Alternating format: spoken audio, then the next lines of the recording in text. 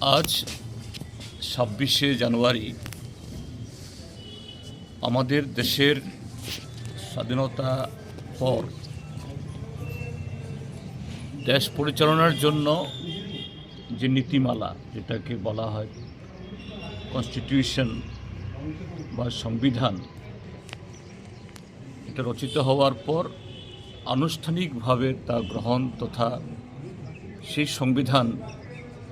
দেশে চালু হওয়ার দিন ১৯৫০ ইংরাজির এই দিনে এই সংবিধান গৃহীত হয়েছিল, যার হাত ধরে গত ৭৬ বছর ধরে আমাদের দেশ চলছে। আমরা আমাদের পার্টি রাজ্য দপ্তরে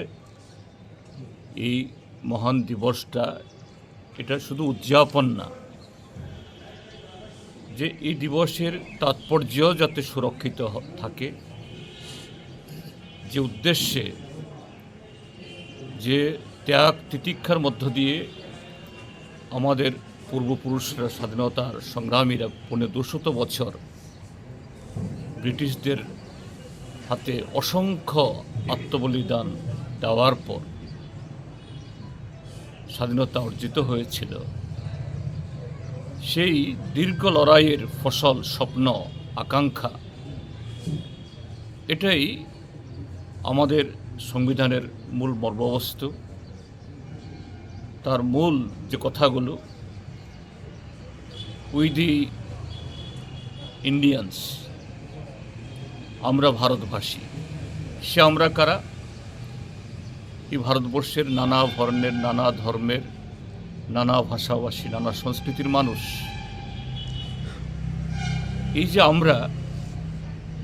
আমাদের ভাষা, সংস্কৃতি, ঐতিহ্য, তার সাথে মিলিয়ে আমাদের এই দেশের যে প্রাকৃতিক হোক বা অন্যান্য সমস্ত কিছুকে সুরক্ষিত রেখে কিভাবে আমাদের দেশকে সারা পৃথিবীর মধ্যে অন্যান্য দেশের সাথে আমরা আরও সমৃদ্ধ করে তুলতে পারি এবং বিশ্ব ভ্রাতৃত্ব প্রতিষ্ঠায় এই দেশটাকে আমরা সেই পথে পরিচালিত করতে পারি, সেই আকাঙ্ক্ষা থেকে বলা হয়েছিল যে আইডিয়া অফ ইন্ডিয়া, অর্থাৎ এই আইডিয়া অফ ইন্ডিয়া এটা বহুত্ববাদী হবে, যুক্তরাষ্ট্রীয় হবে এবং গণতান্ত্রিক হবে। কিন্তু আজকে স্বাধীনতার এই আমাদের সংবিধান গ্রহণের ৭৬ বছর বাদে প্রতিনিয়ত আমাদের এই সংবিধান আক্রান্ত, আমাদের স্বাধীনতার সংগ্রামীদের স্বপ্ন, এটাকে নানাভাবে ব্যাহত করার জন্য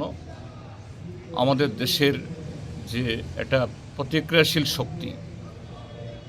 তাদের মধ্যে কেউ কেউ আবার ক্ষমতার শীর্ষে, তারা এই সমস্ত ধরনের স্বাধীনতা বিরোধী, সংবিধান বিরোধী শক্তির সাথে হাত মিলিয়ে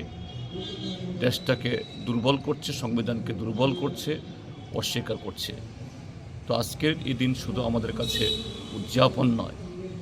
আমরা কিভাবে এই সংবিধানকে আরও মজবুত, সুরক্ষিত করব এবং তার হাত ধরে আমাদের স্বাধীনতার সংগ্রামীদের স্বপ্নকে আমরা এগিয়ে নিয়ে যাব, তারই শপথ গ্রহণ করার দিন। আমরা সিপিআইএমের পক্ষ থেকেই সেই লক্ষ্যকে কিভাবে আমরা আরও মজবুত, সুদৃঢ় করব, সে অঙ্গীকার আজকের এই দিবস থেকে আমরা গ্রহণ করছি।